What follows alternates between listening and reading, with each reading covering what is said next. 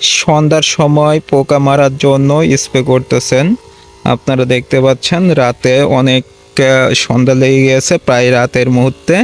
রাতের সময় কীটনাশক ব্যবহার করলে স্প্রে করে, তাহলে বেগুনের যে পোকা রয়েছে সে পোকাটি অতি তাড়াতাড়ি মারা যায়, যার কারণে বেগুনটি রক্ষা পায়।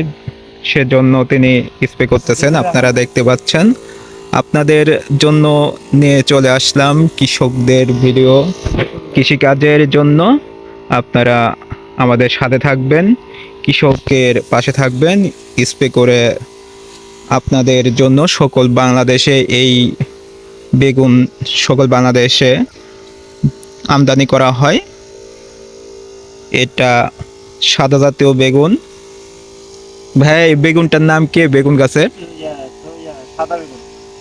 আর কোনো নাম আছে ভাইয়া? সাদা, হ্যাঁ, শুকনা বেগুন, সাদা বেগুন, চোকরা বেগুন এবং লম্বা বেগুন, সাদা বেগুন এবং লম্বা বেগুন, লম্বা বেগুন বলা হয়। কেউ কেউ এখানে এটাকে বলে। সাথে এই বেগুনের সাথে আবার তাল বেগুন রয়েছে, তিনি স্প্রে করতেছেন। আমরা আপনাদেরকে দেখানোর চেষ্টা করতেছি। সাথে মরিচের গাছও তিনি জমির ধার দিয়ে লাগিয়েছেন, সেটা স্প্রে করতেছেন। আপনাদেরকে দেখানোর চেষ্টা করতেছি। দেখুন পাতা ভিজে গেছে, আসলে স্প্রেটা করতে হয় ভিজা ভিজা অবস্থায়, যেন সম্পূর্ণ পাতা গাছের ভিজে থাকে। আপনাদেরকে পাতার কাছে নিয়ে যেয়ে দেখানোর চেষ্টা করতেছি। আপনারা অবশ্যই আমাদের সাথে থাকবেন, আমাদের মাঝে থেকে।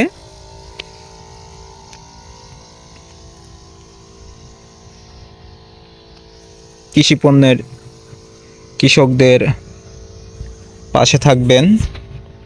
তিনি স্প্রে করতেছেন, আমরা দেখানোর চেষ্টা করতেছি আপনাদেরকে। এটা অনেক প্রায় রাতের মাঝে, সন্ধ্যার দিকে, সন্ধ্যার নামাজের পর পরেই স্প্রে করতেছেন, যেন অতি তাড়াতাড়ি পোকা নিবারণ করা যায় এবং বেগুনটি ভালো হয়, ভালো ফলন হয় সেজন্য।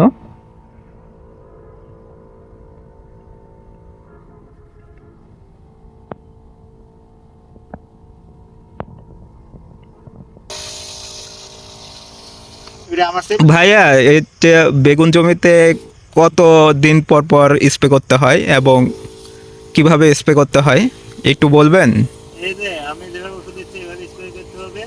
প্রতিদিন সকালবেলা ভোরে নামাজ পড়ে শুরু করতে হবে এবং আপনি কি প্রতিদিন সকালে ভোরে দেন ওষুধ? ভোরেও দিই। হ্যাঁ, আর আর সন্ধ্যার সময় সন্ধ্যার সময় প্রতিদিন এইভাবে না?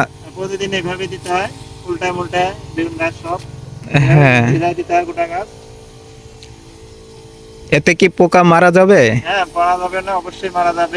এতে ওষুধে কাজ উপকার, করলে মারা যাবে অবশ্যই। আপনি কি কোনো উপকার পেয়েছেন? উপকার এখনো পাইনি, পাবো ইনশাল্লাহ। আগামী হোক বা এই কয়েকদিনের মধ্যে উপকার পাইতে পারি। হ্যাঁ, সবাই মিলে দোয়া করবেন আমার জন্য। তিনি আশায় আছেন যে কোনটা যে হতে পারে, লাভজনক হতে পারে, আমি খুবই আশা করছি। ইনশাল্লাহ। প্রিয় দর্শকেরা আপনার জন্য অবশ্যই দোয়া করবে। পারি, সবাই দোয়া করবেন আমার জন্য। হ্যাঁ, এই যে আপনার, সময় ওষুধ দিচ্ছি, সবাই আমার জন্য একটু দোয়া করবেন। হ্যাঁ অবশ্যই আপনার জন্য সবাই দোয়া করবে ইনশাল্লাহ। প্রিয় দর্শকেরা, যে বেগুন টেগুন ভালো হয় এবং সব জিনিসে আমি সব সময় ভালো ফসল বেচতে পারি সবার কাছে, এই দোয়াই চাই সবার কাছে। হ্যাঁ, তিনি ফসল ভালো বেচতে পারেন সেজন্য দোয়া চেয়েছেন। অবশ্যই প্রিয় দর্শক আপনারা দোয়া করে দেবেন এবং আমাদের এই কৃষকের ভাইয়ের যে কঠোর পরিশ্রমের এই ফসলটি অবশ্যই আমাদের অবশ্যই ভালো হবে। তিনি যত্ন করতেছেন, যেহেতু তিনি যত্ন করতেছেন সেহেতু ভালো হবে।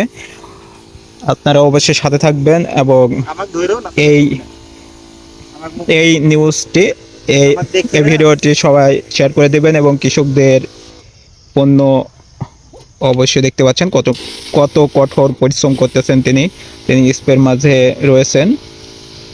আপনাদেরকে এই পর্যন্ত থাকার জন্য অসংখ্য ধন্যবাদ এবং কৃষকদের সাথে থাকবেন। আপনারা এতক্ষণ দেখছিলেন একজন কৃষকের যে কঠোর পরিশ্রম, সেই পরিশ্রমটি। প্রিয় দর্শক, আপনারা এতক্ষণ একজন প্রিয় কৃষকের যে কৃষি পণ্য কীভাবে করে তিনি বলছেন স্প্রে কতবার করে, আপনারা জানতে পারলেন এবং শিখতে পারলেন। এ ধরনের নিউজ পেতে অবশ্যই আমাদের সাথে থাকবেন এবং এ ধরনের ভিডিও পেতে আমাদের সাথে থাকবেন। আপনাদেরকে অন্য কোনো দিন কৃষি পণ্যের কৃষিকাজ আপনাদেরকে নিয়ে আসলাম, সেজন্য অসংখ্য ধন্যবাদ সকলেই এতক্ষণ থাকার জন্য। কৃষকদের সাথে থাকবেন। আজকের মতো বিদায় নিয়ে যাচ্ছি আমি, আনোয়ার। আল্লাহ হাফেজ।